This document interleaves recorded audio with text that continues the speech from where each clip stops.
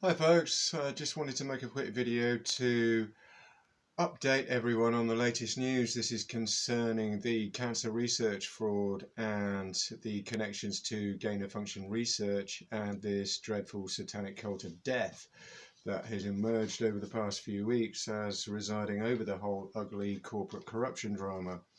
And the news is that I forwarded all the evidence that I've collected on gain-of-function research in relation to cancer research fraud. This is to Senator Rand Paul, Senator Jim Jordan, and the US law enforcement website. This is with the clear intention of enlightening them to the comprehensive and alarming background that clearly appears to underpin this gain-of-function drama that's happening at the moment. This is in relation to the virus, Dr. Fauci and the Wuhan lab, to suggest that there is a very long tradition of gain-of-function research that dates back many thousands of years. To suggest to you that all this gain-of-function research that we're hearing about recently in connection with the Wuhan laboratory is nothing more than just a modern day ramped up techno version of a very old form of witchcraft. When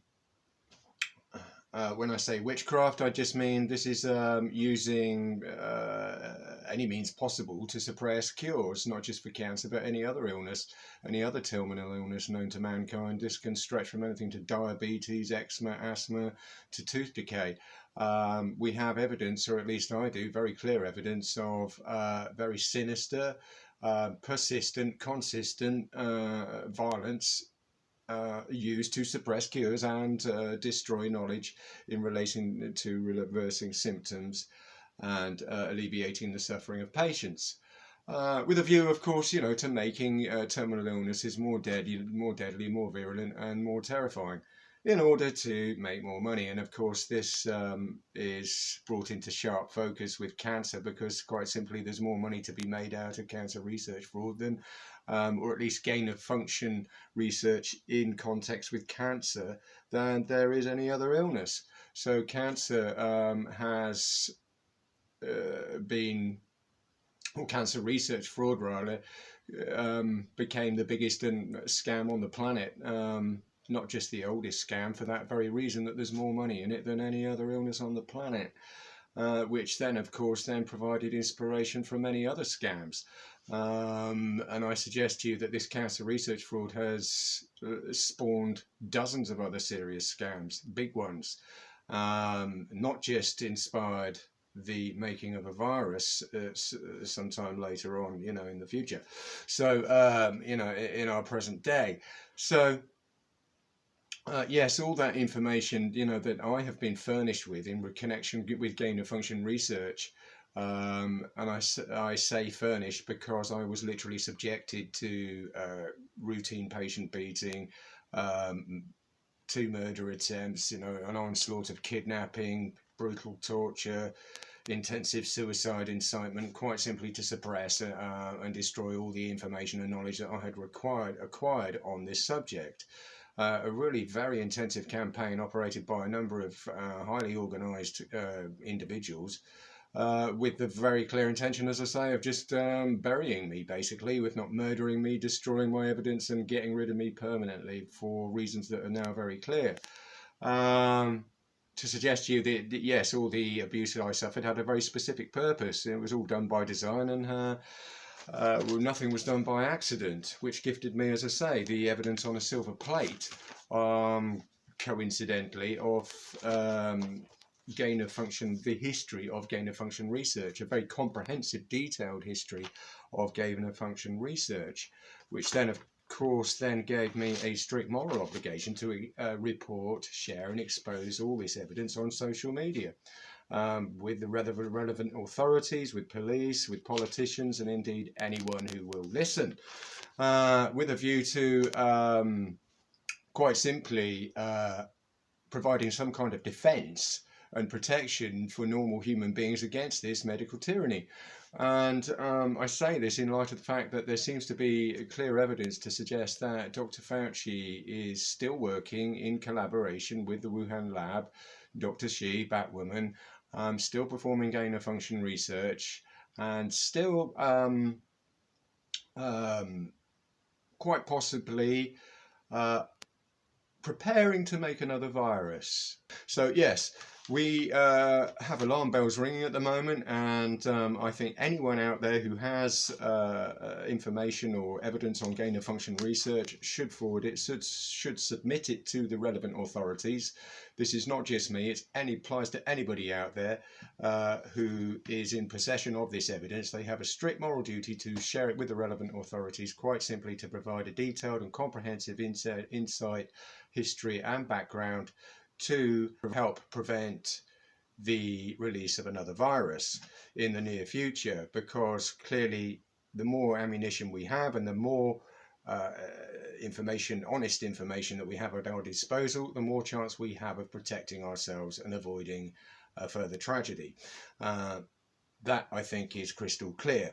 So I didn't have, any alternative but to share this information with the relevant people. Before I go, I don't want to make this too long. I would just like to raise the point that I did share all of this evidence with Dorset Police. This is local authorities here in Dorset, here in Bournemouth, and I personally feel that they should have done this job for me. They should have taken this evidence and shared it with the relevant law enforcement departments in the USA, their counterparts in America, but they didn't. They decided to sit on it, look at it, just suppress it, which of course simply more gain-of-function evidence, gifted me on a silver plate more gain-of-function evidence and put me in a position where I have to do the job for them. And it's like, well, if you're not going to do it, if you're not going to forward all this evidence to these people and help stop the release of another virus, then I'm going to do it for you. It's as simple as that. And I can't make any secret of it. I think it has humiliated the local police here quite profoundly. Because they've been very lazy on this subject and very conspicuously inactive, and that has, as I say, then gifted me a further obligation, quite simply to do the job for them. So yes, I hope that this information, can help, and will also help to enlighten Dr. Fauci as to the real background to the activities that he's currently indulging in, because I don't believe personally that Dr. Fauci is fully aware of the history of gain-of-function research, and quite frankly not aware of what he's doing. And it therefore, is very important that somebody does remind him that there is a history to this, a very dark, sinister history to gain-of-function research. And perhaps if he knew more about it, he might think twice about what he's doing. And as I say, it doesn't seem to be anything more than just a souped up, wrapped up, modern day techno version of a very old, sinister form of witchcraft. And when I say witchcraft, I mean it had very, very, very rudimentary beginnings, gain-of-function research, and I'm speaking about targeting anyone with knowledge, doctors, patients, whoever had knowledge to reverse a terminal illness, as I say, whether it was tooth decay, cancer, diabetes, you name it, they quickly could and did become the focus of some very brutal violence, which often entailed execution and murder, or even crucifixion. For example, in the case of Jesus Christ, that as they came to the attention of these corrupt corporate medical institutions, who decided that they were compromising their profits, that this one individual was standing in the way of their profits, they did not hesitate to, yes, get a cross out and nail them to a cross, if they thought that would alleviate the problem, and help to obviously maintain their profits. So yes, on that note, I'd just like to say goodbye and look forward to the next update and providing you with more news on this subject in the near future. Thank you for watching.